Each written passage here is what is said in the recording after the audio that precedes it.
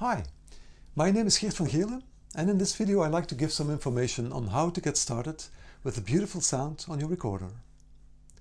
This video is part of a series that accompany the iBook Thoughts on the Recorder, which is available through my webshop kattenburgrecordings.be. You can find a link in the description, and I've also included a clickable link at the end of this video if you want to learn more about it.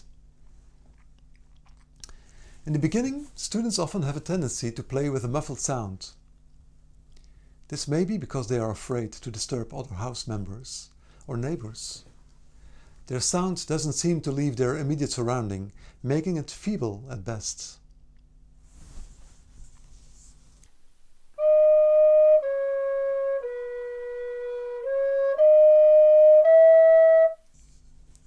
On the other hand, students overblow at times without having any clue that they do so.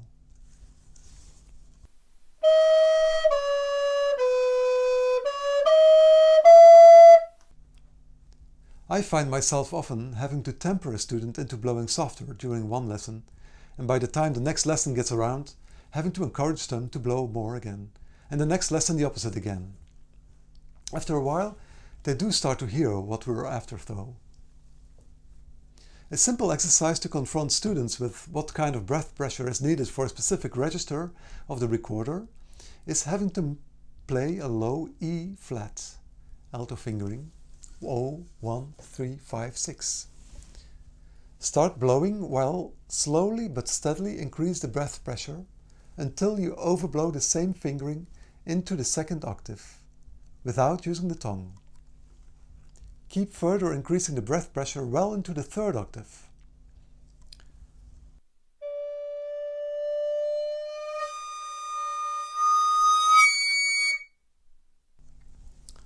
The amount of breath pressure needed for the three registers will give you an idea of how dramatic the breath pressure can differ. Of course, in normal playing, the tongue in combination with correct fingerings will make sure that these same notes can be played with a lot less breath pressure. Nevertheless, it can act as an eye-opener for the student. It is good practice to blow more or less in the cheeks. The idea of blowing against something is a good starting point. You can practice this easily without the recorder.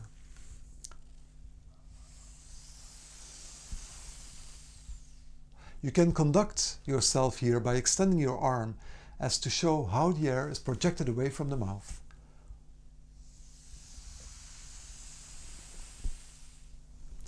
Blowing in the cheeks may also prevent the throat from tightening.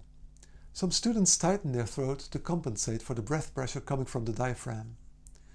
Tightening the throat can easily result in an uncontrolled throat vibrato, or wobble as I prefer to call it.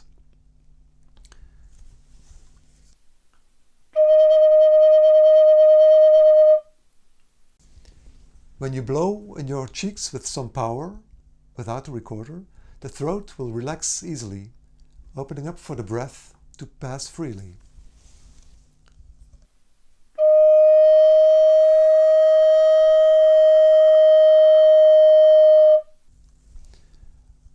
When playing the recorder, there is of course no need for a big amount of pressure. I find myself always having a small air pocket above my top molars. This pocket extends to my cheeks and lips whenever more pressure is needed.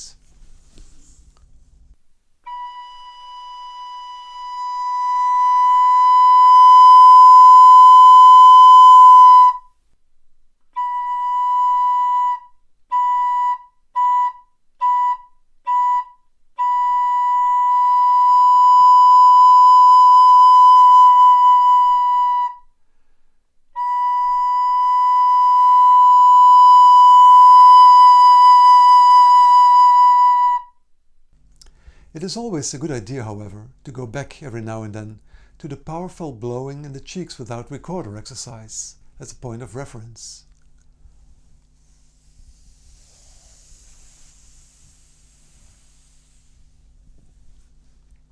A musical sound produced by a musician needs to travel.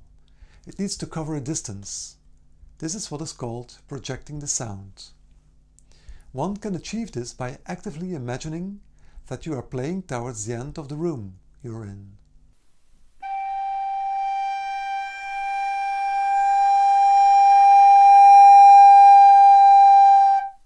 If you are sitting in a small room, you may actually open the door and imagine your sound being transported through the door. It's a totally different feel than having the sound gather around you in some sort of cloud, not going anywhere. Make the comparison with somebody delivering a speech in a hall with no aid of amplification. The speaker wants to be understood by the person sitting in the back of the hall, actively imagining that the speaker is grabbing the attention of this person. Another image that may help is thinking of the sound as a physical thing that you can grab. Now imagine that you are actively guiding the sound, walking with it as on a platter and delivering it at the other end of the room. This kind of mental activity will help you in projecting the sound, sending it away. A sound shouldn't be passive, something stale, but instead something that has to move constantly, a medium that transports energy. In the following stage we will use such imagery speech to a far greater extent in describing sound. Recorder players as well as other instrumentalists and singers are destined to work with such analogies as to convey a kind of feeling when it comes to sound. The next thing that I try to convey to students as a basic sound idea is that they should try and find the center of the sound. Basically, this is something that is closely connected to what I talked about in video 11 on legato playing. Adjusting the breath pressure according to the register that one plays in, or put differently, playing with crescendo and decrescendo according to the register. The center of the sound is that part where the note sounds at its best, not too soft, not too loud. The best way to figure this out is by playing a sound, any sound, and playing it too soft as well as playing it too loud in order to find its center.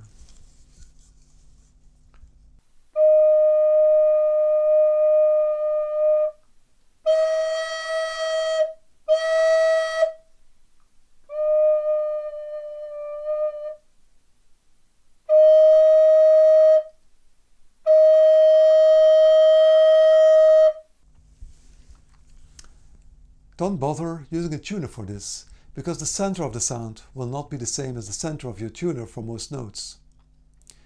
The student needs to develop a feeling for how each note sounds best. It sounds pretty straightforward explained like this, but actually it takes quite a lot of getting used to. That's all for now. If you follow the link, you can watch the next video in which I will explain how you can get to the first stage of an advanced sound production.